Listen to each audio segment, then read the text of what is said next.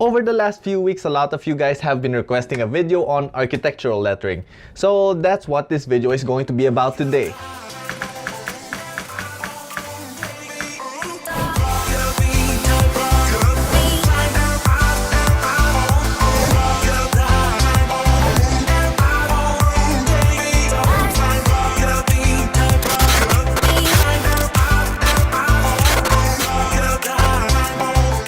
So one of the questions that I've always asked myself is, why do architects write in all caps? Are all architects angry all the time? Well, I think there's a few reasons for that. One is so that our writing is legible.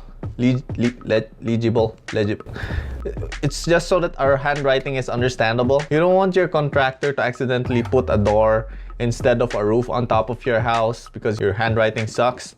So, you know, having a legible handwriting is super critical. Legible. Also, writing in all caps reduces the chances of communication errors. Kinda like when you write the capital letter I and then you mistake it for a small letter L. Also, capital letters are more consistent. All of them are of the same height and none of them go over the lines, unlike small letters like small letter P, Q, G, Y, etc. And also, you know, all caps just generally more pleasing to look at. So yeah, now that I've imparted those useless informations upon you guys, let us begin with the actual content. So today I'm going to show you guys some various architectural lettering techniques. So first lettering technique we are going to do is the simplest. This is the freehand writing technique. So first thing we are going to do is make some guidelines. So for the guidelines, I like doing it freehand since it looks more natural. So when doing letters, I often want to overlap my lines. I think it gives my letters a bit more character and makes it look more architectural. And also another thing that you guys could do to make your lettering look more architectural is to make it a bit wider or stouter. You know, kind of like the little teacup, your letters should be short and stout. So you guys could sing the song while you're writing. So here's my letter A, it's short and stout. Now I'ma do letter B, also short and stout. Here's the letter C, it's short and stout.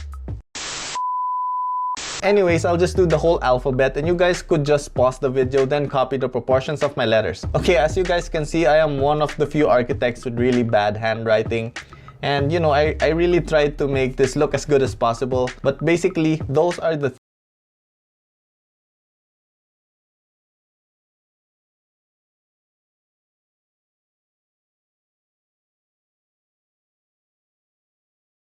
someone or something, then eventually from that you develop your own style and improve from there. So once we're done practicing these letters with pencils, we will do it again with fine liners. So I find it easier and more satisfying to write with fine liners when it comes to architectural lettering. Okay, let's move on to the next lettering technique. So for this one, we are going to use chisel tip pens, or most commonly known as calligraphy pens. So there are a ton of calligraphy pen brands out there, but my favorite ones are Sakura and Artline. But for the purposes of this video, we are going to use an Artline 1.0. So the technique with calligraphy pens is the pen orientation. So the chisel or the wedge of the pen must be oriented vertically so that every vertical line we make is thin and then every horizontal line is thick. The only exception to this rule are the letters with diagonal lines. One of the reasons that I love using calligraphy pens for architectural writing is because it gives the letters a certain depth and, you know, it just generally looks cooler, like me.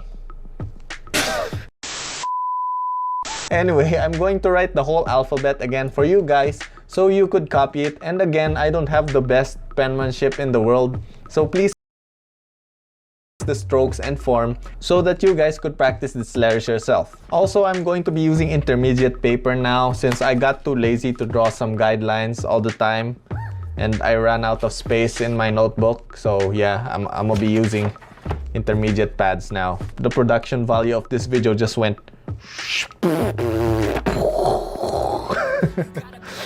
dang. Anyways, let's get back to lettering. No, they don't own my show. Fuck their way, I'd rather take the high road. High road, high road. Fuck their way, I'd rather take the high road. Oh, I'm so no fly zone. Fuck their way, I'd rather take the high road. High road, Okay, last lettering technique and most difficult in my opinion. This is called the straight edge method. So for this one, we are going to need a tiny triangle like this. I don't really use this technique since I find it harder to write with the straight edge instead of just writing freehand. So I apologize if my letters look really crappy. So basically what you do is you use this straight edge to guide your vertical lines. Okay, so for letter A, we are going to use a non-standard letter A. It's gonna look kind of like a small letter N, but with that dash in the middle. So just because we have a straight edge, that's why we had to do that to take advantage of the straight edge.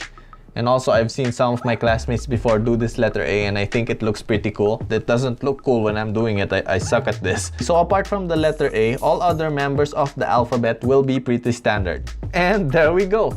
Now, again, you guys could just pause right there and like copy my crappy lettering style and just keep practicing. And I'm gonna be honest, guys, I myself probably need more practice by the looks of how my writing and my letters came out. So yeah. Anyways, that's the end of our lettering tutorial. So I noticed on my previous video that a bunch of you guys were asking for a question and answer. So if you guys have any questions relating to architecture or me, I'm going to try to answer them in the comments below. So make sure to leave a comment of your question, or make sure to leave a question in the comments. You guys get the point. Just leave your questions in the comments and I will try to answer a few of your questions on our next Miscellaneous Monday. So if you guys like this video, please like, comment, and subscribe down below for more architectural content from me, your boy Lian. I will see you guys on my next video. Flying peace! The game starts with a